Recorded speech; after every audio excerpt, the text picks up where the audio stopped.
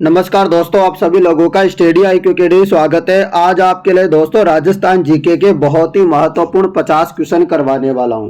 दोस्तों जैसा कि आप सभी लोगों को पता होगा, कल हम लोगों ने 50 क्वेश्चन किए थे दोस्तों साइंस के। जो आपके विज्ञान यानी कि साइंस के जो महत्वपूर्ण 50 क्वेश्चन थे वो कल हमने किए थे धातु और उसके यौगिक।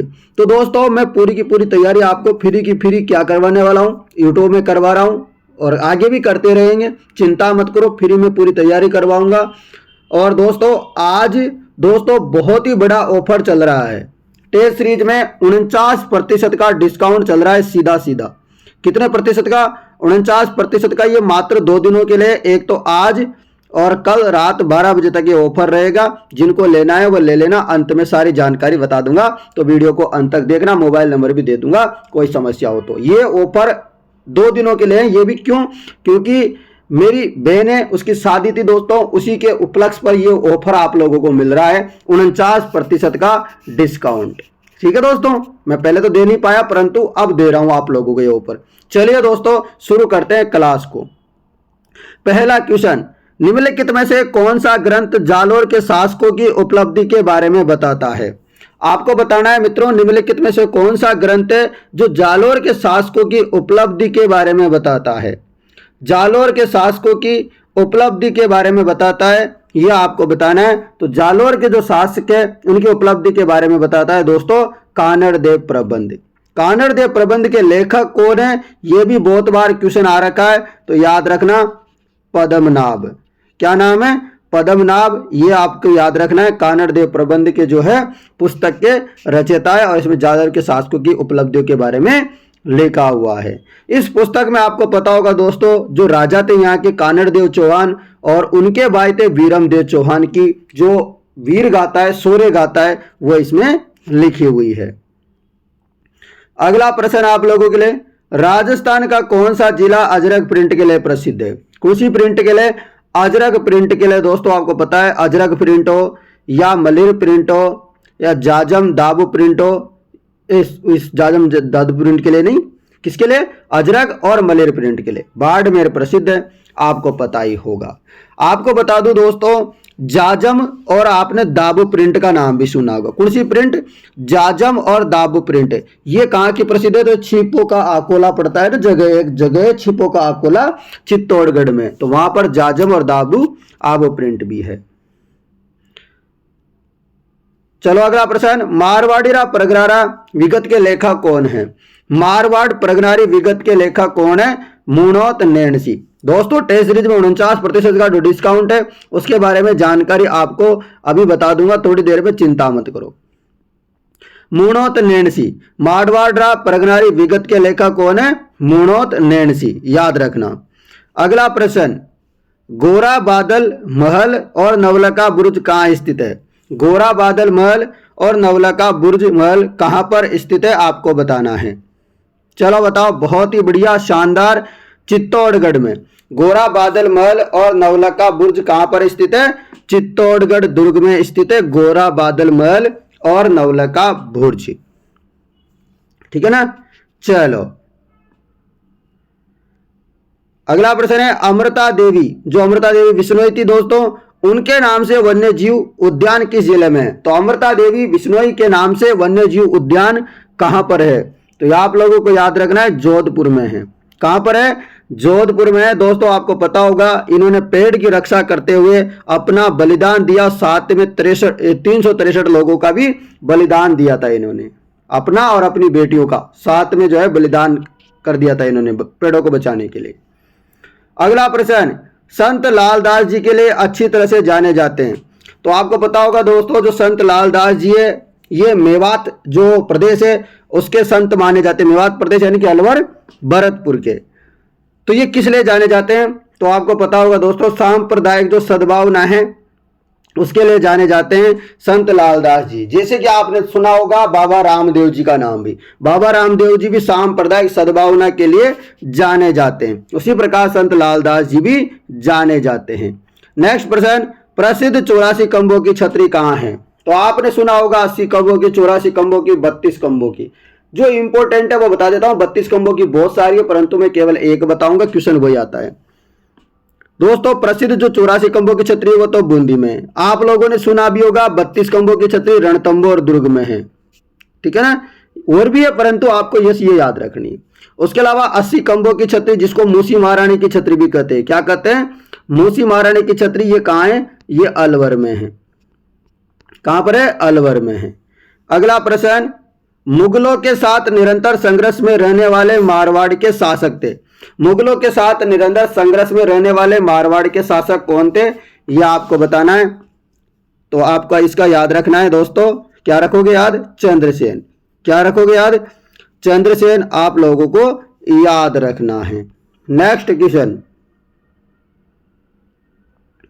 रख लोगे याद, चंद्रसेन। चंद्रसेन ये वही चंद्रसेन है जिनको बुला बिसरा राजा बोलते हैं मारवाड़ का, या फिर इनको बोलते हैं महाराणा प्रताप का अग्रगामी बोलते हैं ना।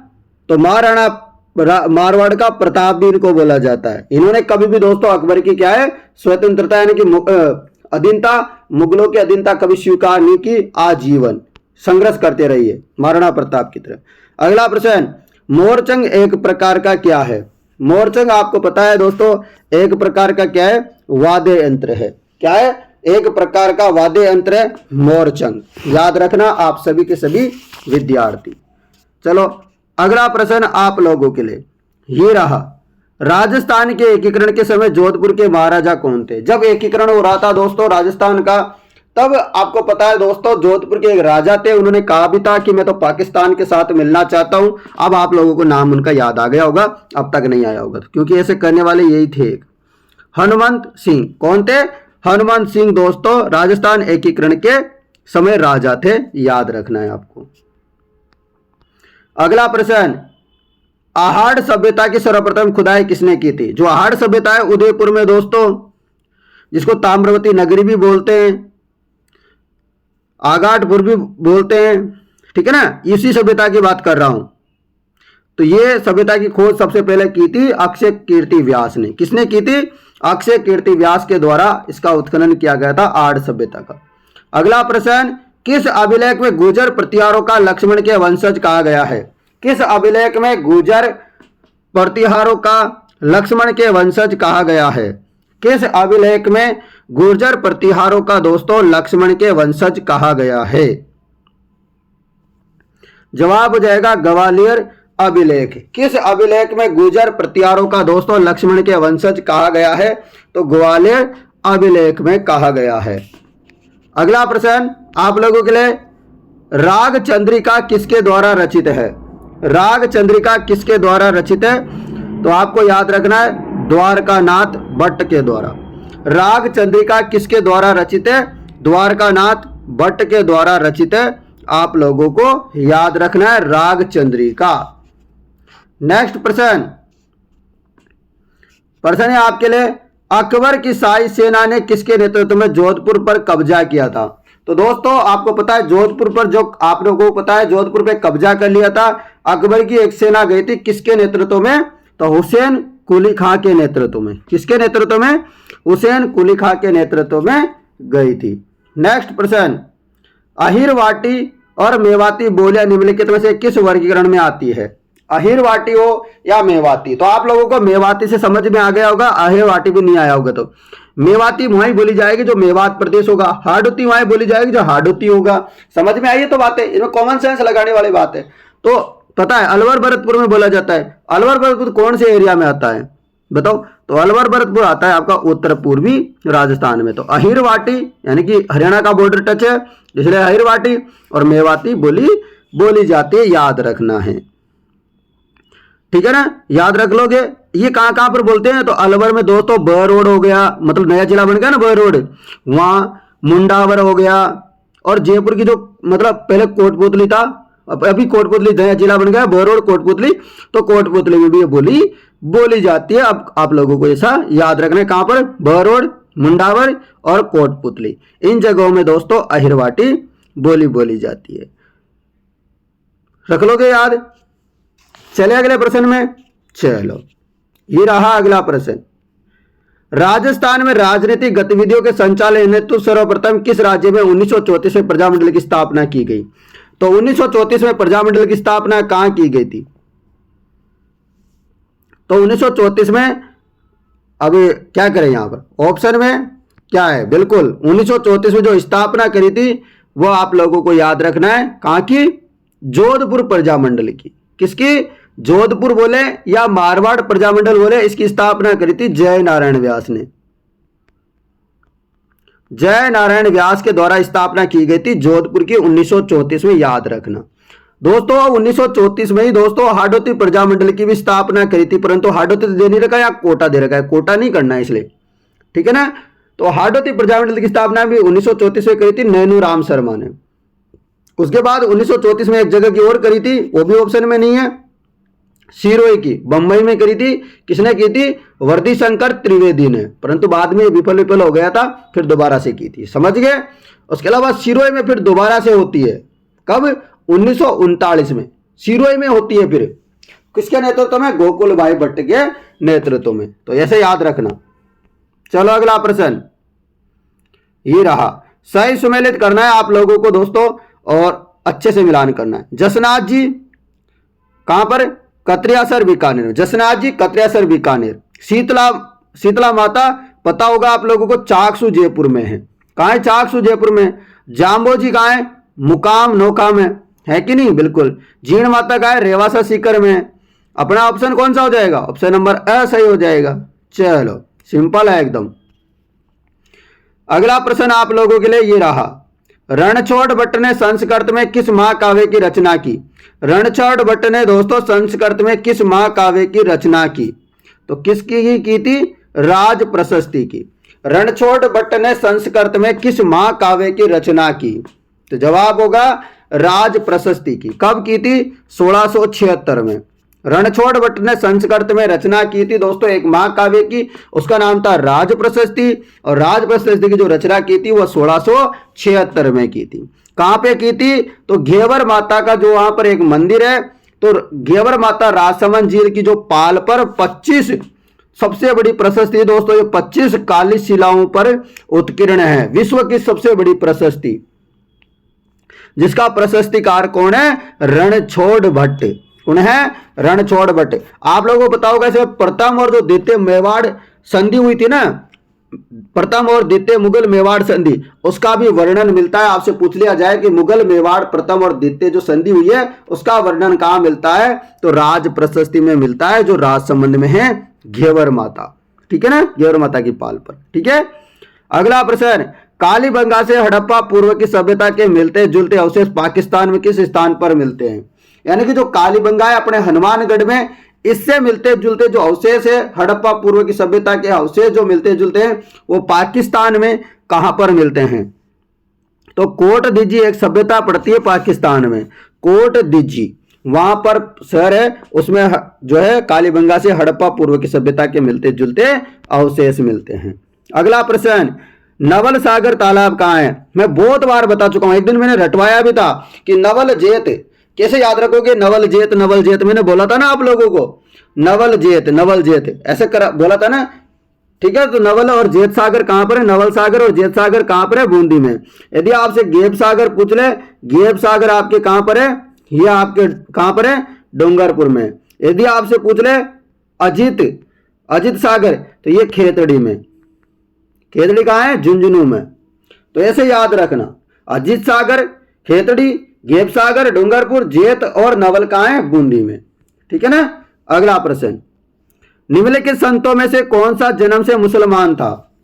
इनमें से कौन सा संत है दोस्तों जो जन्म से क्या थे, मुसलमान थे, तो जवाब हो जाएगा लालदास जी। ये जन्म से क्या थे, मुस्लिम थे दोस्तों, ठीक है ना। चलो अगला प्रश्न, निम्नलिखित में से किसने तरुण राजस्थान एवं डेली हेराल्ड समाचार पत्रों के माध्यम से सीकर के किसान आंदोलन की समस्या का प्रसारित किया। टेस्ट सीरीज के बारे में भी आपको 25वें क्वेश्चन के बाद बताऊंगा, ठीक है ना, फिर 50वें क्वेश्चन के बाद में बताऊंगा।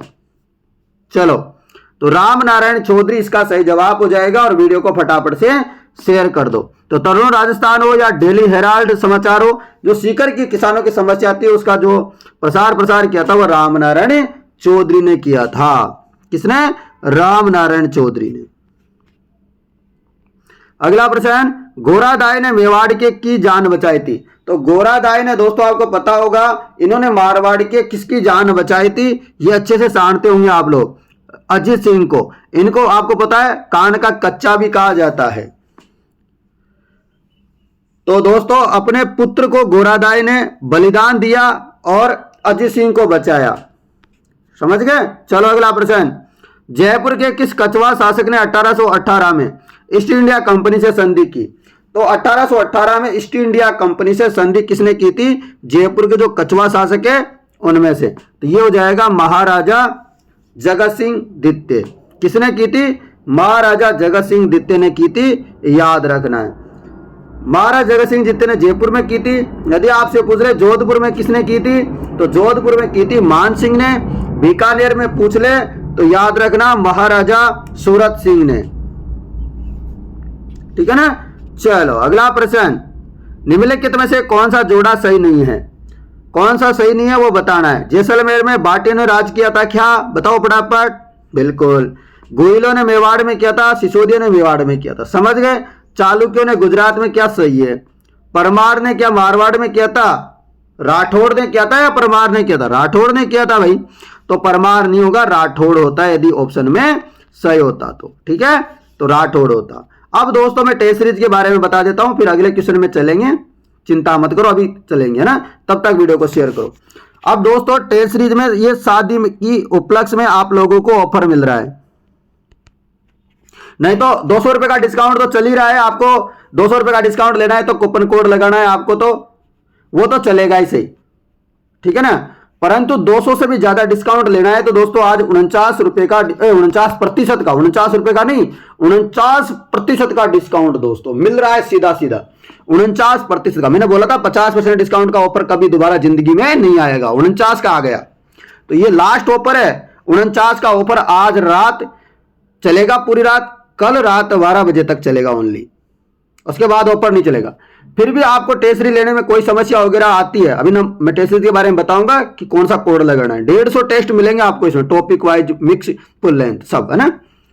फिर भी कोई समस्या आती है या फिर आपको कुछ सवाल जवाब पूछने टेस्ट सीरीज के बारे में, तो इस नंबरों पे आप संपर्क करना, व्हाट्सअप कॉल कर लेना, व्हाट्सएप मैसेज कर लेना 80 58 59 87 08। ठीक है ना? कोड क्या लगाना है? ठीक है, कोड क्या लगाना है दोस्तों? कोड लगाना है B49। अब B49 क्यों? क्योंकि मेरा दोस्त है, उसकी सिस्टर है, मतलब मेरी सिस्टर, तो उसका नाम है बीना। तो बीना 49 ऐसे लिखोगे, मतलब B49 लिखोगे तो आपको सीधा 49 रुपए का, 49% का, सॉरी 49% का डिस्काउंट मिलेगा। तो दोस्तों ये ऑफर मिल रहा है, बहुत ही शानदार ऑफर है। ठीक है ना? ये जैसे मेरी सिस्टर है वैसे मैं इसको सिस्टर मानता हूं, इसलिए दोस्तों ये ऑफर आप लोगों को मिल रहा है। अब देखो शादी की खुशियों में आप लोगों को मैं खुशियां देना चाहता हूं, क्योंकि मैं तो मजे करके आ गया भाई साहब, शादी में एंजॉय किया। आप लोग क्यों ना एंजॉय करो, आप भी पढ़ाई करो और एंजॉय करो दोस्तों।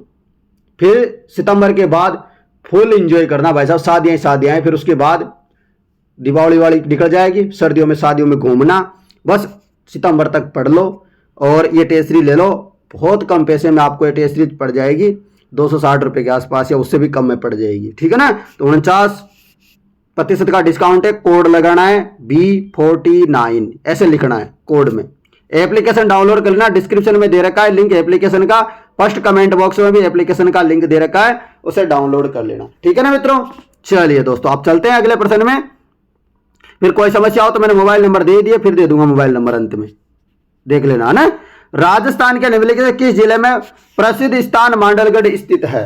प्रसिद्ध स्थान मांडलगढ़ स्थित है। कहां पर?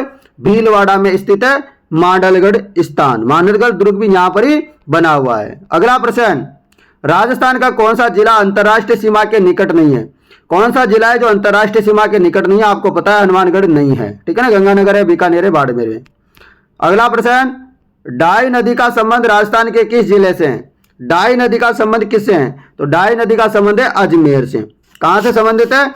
अजमेर से संबंधित है डाई नदी। अगला प्रश्न, निम्नलिखित में से किसको अर्धचंद्राकार बालू का स्तूप कहते हैं? निम्नलिखित में से किसको अर्धचंद्राकार बालू का स्तूप कहते हैं? जवाब हो जाएगा बरखान को। निम्नलिखित में किसको अर्धचंद्राकार बालू का स्तूप कहते हैं? बरखान को कहते हैं। अगला प्रश्न, निम्नलिखित में से कौन सी प्रमुख खारे पानी की झीलें लूनी बेसिन में स्थित है? कौन से खारे पानी की झीलें हैं दोस्तों जो लूनी बेसिन में स्थित है? आपको बताना है। नक्की नहीं है, तलवाड़ा नहीं है, सिलीसेड नहीं है, पचभद्रा है। पचभद्रा बाड़मेर।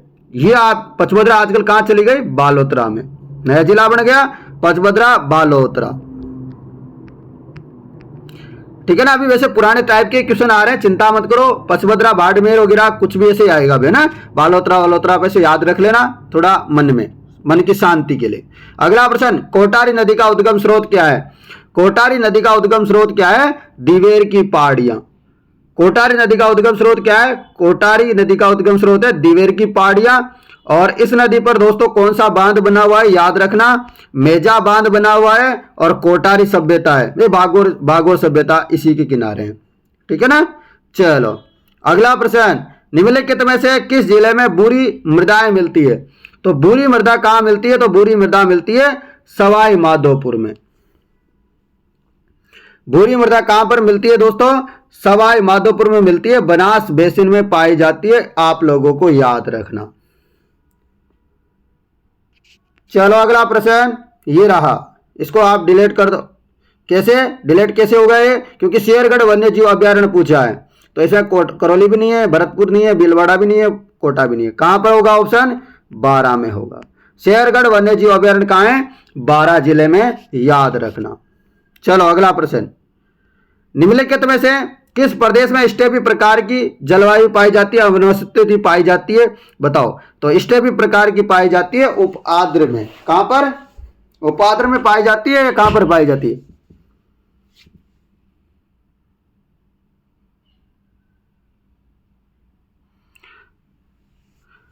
दोस्तों ये इसमें तो स्टेपी प्रकार की जो पाई जाती है वो अर्ध शुष्क में पाई जाती है। कहां पर पाई जाती है? अर्ध शुष्क में पाई जाती है। परंतु राजस्थान कर्मचारी चयन बोर्ड ने एक बार क्वेश्चन पूछा था, उसमें उपाद्र को भी सही माना था। किसको माना था? उपाद्र को भी सही माना था। परंतु हमारे अनुसार अर्ध शुष्क जो है इसका सही जवाब होगा। समझ गए आप लोग? तो ऐसे मत बोलना सर हमने कई जगह उपाद्र भी पढ़ा था। पढ़ा होगा, मना नहीं कर रहा हूं, क्योंकि एक बार राजस्थान कर्मचारी चयन बोर्ड ने माना था, परंतु राइट जवाब होता है अर्ध शुष्क। समझ गए? चलो अर्ध शुष्क नहीं आए तब आप उपाद्र का आंसर लगा सकते हो। अगला प्रश्न, सूखा संभावित क्षेत्र कार्यक्रम कब लागू किया गया? सूखा संभावित क्षेत्र कार्यक्रम कब लागू किया गया? 1974-75 में लागू किया गया था सूखा संभावित क्षेत्र कार्यक्रम। अगला प्रश्न, राजस्थान में निम्नलिखित में से किस जिले में अफीम का सर्वाधिक उत्पादन होता है? तो अफीम का सर्वाधिक उत्पादन कहां होता है? चित्तौड़गढ़ में। अफीम का सर्वाधिक उत्पादन कहां होता है? चित्तौड़गढ़ में होता है। अगला प्रश्न, निम्नलिखित में से भैंस की कौन सी प्रजाति दुग्ध उत्पादन के लिए सर्वश्रेष्ठ है? तो भैंस की कौन सी प्रजाति है जो दूध के लिए जानी जाती है? आप लोगों ने सुना भी होगा, सबसे ज्यादा नाम जानते भी होंगे, मुर्रा भैंस। कौन सी भैंस? मुर्रा भैंस प्रसिद्ध है। अगला प्रश्न, भेड़ की कौन सी प्रजाति भारतीय मेरिनो के नाम से जानते हैं? पता है आप लोगों को, भारतीय मेरिनो के नाम से जाना जाता है चोकला को। किसको? चोकला नस्ल की जो भेड़ होती है इसको भारतीय मेरिनो के नाम से जानते हैं। नेक्स्ट प्रश्न आपके लिए ये रहा, निम्नलिखित में से कौन सी गाय है प्रजाति है जो जालोर, सिरोही, पाली और बाड़मेर में पाई जाती है? तो कांकरेज। कौन सी पाई जाती है? कांकरेज नस्ल की जो गाय है, ये जो मारवाड़ क्या मतलब, जो गुजरात के जो समीपवर्ती जिले हैं ना गुजरात के, क्योंकि इसका जो ओरिजिन माना जाता है वो गुजरात माना जाता है, तो गुजरात के आसपास के जो जिले हैं वहां पर कांकरेज नस्ल की दोस्तों गाय मिलती है, जैसे जालोर हो गया, सिरोही, पाली, बाड़मेर, इन जिलों में। अगला प्रश्न ये रहा, क्वेश्चन है, सोम कमला अंबा सिंचाई परियोजना से लाभ कौन से जिले युग्म को प्राप्त होता है? सोम कमला मैंने थोड़ी दिन पहले ही बताया था कि डूंगरपुर को। जहां डूंगरपुर नहीं दिख रहा उसको तो काट ही दो, यहां नहीं है डूंगरपुर, यहां भी नहीं है। बचे 2 ऑप्शन, अब देखो इनमें से कौन सा हो सकता है। तो डूंगरपुर और उदयपुर सही जवाब हो जाएगा सोम कमला अंबा परियोजना के लिए। आपने सुना भी होगा दोस्तों, वैसे तो इसका आंसर प्रॉपर की बात करें तो डूंगरपुर होता है, परंतु दो ऑप्शन में यदि दे दें तो डूंगरपुर उदयपुर लगाना है। उदयपुर में एक और परियोजना है, आपको याद रखना है, कौन सी? सोम कागदर परियोजना। बहुत बार बता चुका हूं, सोम नदी पर है उदयपुर में, सोम कागदर परियोजना। चलो अगला प्रश्न, कौन सा जोड़ा सही सुमेलित नहीं है? इधर तांबा निष्कर्षण दे रखा है, इधर जिला दे रखा है, कौन सा सही नहीं है वो बताना है।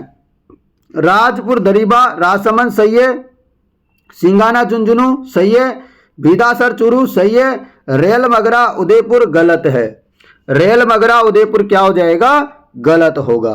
अगला प्रश्न, निम्नलिखित में से कौन से काल की चट्टानों से सीसा जस्ता मिलता है? तो सीसा जस्ता मिलता है, यह आपको बताना है, आर्कियन प्रोटेरोजोइक से मिलता है। कौन सी चट्टानों से? आर्कियन व प्रोटेरोजोइक चट्टानों से मिलता है सीसा और जस्ता। अगला प्रश्न ये रहा, कौन सा पेट्रोलियम उत्पादन स्थल बाड़मेर जिले में स्थित नहीं है? कौन सा है जो बाड़मेर जिले में स्थित नहीं है? तो आपको पता है मंगला है, भाग्य में ऐश्वर्या है, तो जितने भी भाग्य में ऐश्वर्या है, मंगला है, ये सब कहाँ है? बाड़मेर है। आपको पता है तन्नौर क्षेत्र का नाम तो आपने सुना भी होगा कि ये जैसलमेर में पड़ता है। जी दोस्तों, ये जिसका आंसर हो जाएगा तो जैसलमेर वाला है, तो बाड़मेर का है नहीं। अगला प्रश्न, निम्नलिखित में से कौन सा राजस्थान राज्य की लंबाई को उत्तर से दक्षिण? मैंने बताया था एक दिन पहले भी कि उत्तर से दक्षिण की लंबाई कम है, पूर्व से पश्चिम की ज्यादा है। कम मतलब 826, यदि पूर्व से पश्चिम की पूछते तो ये हो जाती 869, दोनों का अंतर 43 किलोमीटर। चलो अगला प्रश्न ये रहा, क्षेत्रफल की दृष्टि से निम्नलिखित में से कौन सा राजस्थान के बाद सबसे बड़ा राज्य है? तो आपने सुना होगा पहले 2000 से पहले, सन 2000 से पहले एमपी सबसे बड़ा राज्य हुआ करता था, परंतु छत्तीसगढ़ जैसे इसमें से टूटा, ये दूसरे नंबर पे आ गया। तो याद रख लेना, मध्य प्रदेश दूसरे पे, तीसरे पे महाराष्ट्र, दूसरे पे ये, पहले पे राजस्थान। ठीक है ना, रख लोगे याद, रख लोगे ना? चलो बहुत बढ़िया। अगला प्रश्न, क्वेश्चन है यहां पर, बिलास सिंचाई परियोजना का संबंध किससे है? तो सवाई माधोपुर से नहीं है, कोटा से नहीं है, अलवर से नहीं है, उदयपुर से भी नहीं है। तो सर कहां से हैं? तो 12 से हैं। तो बिलास परियोजना का संबंध है 12 जिले से। शेरगढ़ जो मैंने अभी अभ्यारण्य बताया था उसका संबंध भी 12 से था। चलो अगला प्रश्न, प्रश्न है, सिद्धमुख नहर द्वारा कौन से जिले में सिंचाई की जाती है? सिद्धमुख नहर द्वारा कौन से जिलों में सिंचाई होती है? तो चूरू में होती है और हनुमानगढ़ में सिंचाई होती है सिद्धमुख नहर के द्वारा। अगला प्रश्न, कोलायत नहर का, कोलायत लिफ्ट नहर का नया नाम क्या है? कोलायत लिफ्ट नहर का नया नाम क्या है? डॉक्टर करणी सिंह लिफ्ट नहर। क्या नाम है? डॉक्टर करणी सिंह लिफ्ट नहर नाम है कोलायत लिफ्ट नहर का नाम।